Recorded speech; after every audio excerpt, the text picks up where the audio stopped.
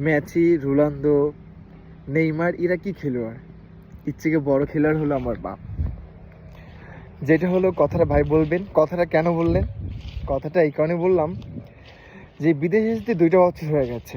তো বাপ, 2টা বছর তো হয়ে গেল, মানুষের দিনারগুলো শোধ করলি, তুই এক কাজ কর, বিদেশে আর 2টা বছর থাক। আচ্ছা, বাবার কথা রাখলাম। বলছে আচ্ছা বাপ, তাহলে আমি আর 2টা বছর থাকি। এরপরে যখন 4 বছর হয়ে গেল, আমি আমার বাবাকে বললাম, বাবা 4 বছর হয়ে গেল, দেশে তো যাচ্ছে, আমি তো দেশে যাচ্ছে যাচ্ছি।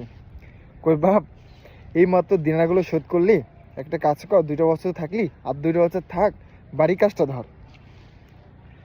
আচ্ছা, বাবার কথা শুনলাম। তাহলেই 4 বছর 6 বছর কেটে গেল। এবার 6 বছর মাথায় বললাম, বাপ এখন তো 6 বছর হয়েছে, তোমার তো বাড়ি হয়েছে, তাহলে এখন আমি বাড়ি আসি।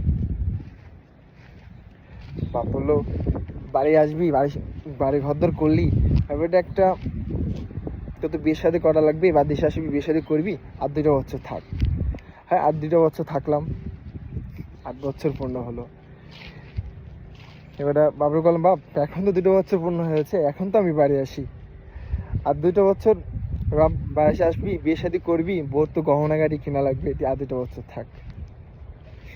ভাই, এইটা হলো আমাদের প্রবাসের একটা কাহিনী ভাই।